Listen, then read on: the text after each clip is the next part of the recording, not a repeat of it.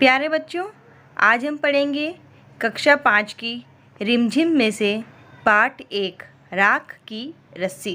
राख तो आप लोग जानते हो ना, राख जो चूल्हे में होती है, लकड़ी को जलाने पर जो राख मिलती है, कागज़ को जलाने पर जो राख मिलती है ना, उस राख की रस्सी। क्या आपको लगता है कि राख की रस्सी हो सकती है? अजीब सी बात है ना। चलो चैप्टर को पढ़ते हैं और फिर समझते हैं कि क्या कहानी है। लोनपोगार तिब्बत के 32वें राजा। अब बताओ ये 32 क्या होता है? 32 यानी कि 32, ठीक है ना। लोनपोगार कौन थे? तिब्बत के 32 नंबर के राजा थे। राजा सोनगवसेन गापो के मंत्री थे, ठीक है। लोनपोगार कौन थे?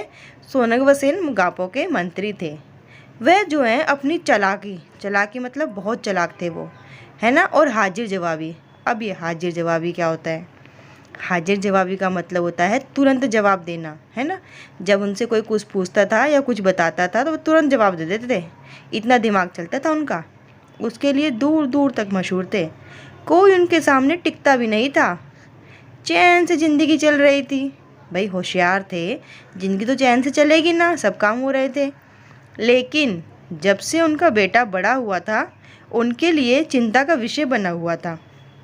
अब बेटे का बड़ा होना कोई चिंता का विषय होता है क्या? नहीं होता ना। फिर उनके लिए क्यों था? चलो देखते हैं। कारण ये था कि वह बहुत भोला भाला था। भोला भाला मतलब सीधा शरीफ। होशियारी उसे छूकर भी नहीं गई थी। मतलब होशियार नहीं था वो, ना वो ज़्यादा दिमाग चलता था उसका, अपने पिता की तरह तो बिल्कुल भी नहीं था। तो लोनपोगार ने सोचा कि मेरा बेटा बहुत सीधा साधा है। अब जब तक मैं हूँ तब तक तो इसको देख लूँगा, अब मेरे बाद इसका कैसे काम चलेगा। तो लोनपोगार ने सोचा मुझे कोई ना कोई तरकीब लगानी पड़ेगी ताकि मेरे बेटे में थोड़ी सी अकल आए, समझदारी आए और उसे दुनिया में रहने का तरीका आए। एक दिन लोनपोगार ने क्या किया, अपने बेटे को पूरी 100 भेड़ें दे दी। 100 पता है ना कितनी होती हैं? 100, 90, 100। कितनी भेड़ें दे दी? 100 दे दी। और कहा कि ना तुम इन्हें लेकर शहर चले जाओ, पर ना तो तुम्हें इन्हें मारना है और ना ही बेचना है, ठीक है। इन भेड़ों को लेकर कहाँ चले जाओ? शहर चले जाओ। लेकिन तुम्हें इन भेड़ों को ना तो मारना है और ना ही बेचना है। इन्हें वापस लाना और साथ में 100 जौ के बोरे भी लाना। कितने बोरे लाना? 100 जौ के बोरे।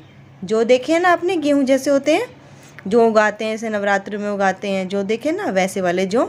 100 बोरी जौ लेके आना, वरना मैं तुम्हें घर में घुसने नहीं दूंगा। और इसके बाद उन्होंने अपने बेटे को शहर की तरफ रवाना कर दिया। रवाना कर दिया मतलब भेज दिया। अब लोनपोगार का बेटा सोचो क्या करेगा।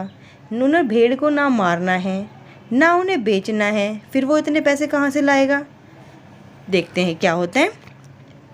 अब लोनपोगार का बेटा शहर तो पहुँच गया, मगर इतने बोरे जौ खरीदने के लिए उसके रुपए कहाँ से आते? वह इस समस्या पर सोचने विचारने के लिए सड़क के किनारे बैठ गया। सोचने विचारने यानी कि सोचने लगा, दिमाग लगाने लगा कि मैं बिना इन भेड़ों को बेचे, बिना इन भेड़ों को मारे 100 जौ के बोरे कैसे लेके आ सकता हूँ। लेकिन कोई भी हल समझ में नहीं आ रहा था। हल मतलब सॉल्यूशन, ठीक है। वह बहुत दुखी था। तभी क्या होता है कि एक लड़की उसके सामने आ जाती है और पूछती है, क्या बात है, तुम इतने दुखी क्यों हो? अब लोनपोगार के बेटे ने अपना हाल कह सुनाया। अच्छा, तो इसमें इतना दुखी होने की क्या बात है, मैं इसका हल निकाल देती हूँ। इतना कहकर लड़की ने क्या किया, भेड़ों के सारे बाल उतार दिए और उन्हें बाजार में बेच दिया। और उनको बेचने से जो रुपए मिले उनसे क्या किया, जौ के 100 बोरे खरीद कर उस लड़के को वापस भेज दिया। अब लोनपोगार के बेटे को लगा कि अरे उसके पिता तो बहुत खुश होंगे, लेकिन उसकी आपबीती पर उसके पिताजी ने कोई ध्यान ही नहीं लिया। वह उठकर कमरे से बाहर चले गए और दूसरे दिन उन्होंने क्या किया, अपने बेटे को फिर बुलाया और कहा, पिछली बार भेड़ों के बाल उतार कर बेचना मुझे बिल्कुल भी पसंद नहीं आया। अब तुम दोबारा उन भेड़ों को लेकर जाओ और उनके साथ जौ के 100 बोरे लेकर ही लौटना।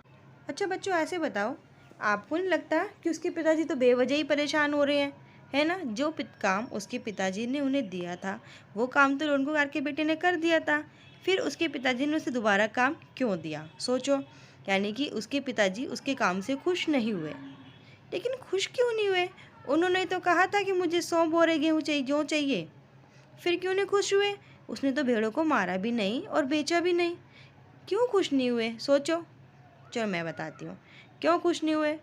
अब आप बताओ, आपके पेरेंट्स चाहते हैं, मम्मी पापा चाहते हैं कि आप क्लास में फ़र्स्ट आओ, है ना। और आप क्लास में फ़र्स्ट आ भी गए, लेकिन आप जो फ़र्स्ट आए हो वो नकल करने से आए हो। तो क्या आपके मम्मी पापा खुश होंगे? नहीं होंगे ना। आपने तो अपना दिमाग नहीं लगाया। इसीलिए लोनपोगार भी खुश नहीं हुए, क्योंकि लोनपोगार के बेटे ने अपना दिमाग नहीं लगाया था।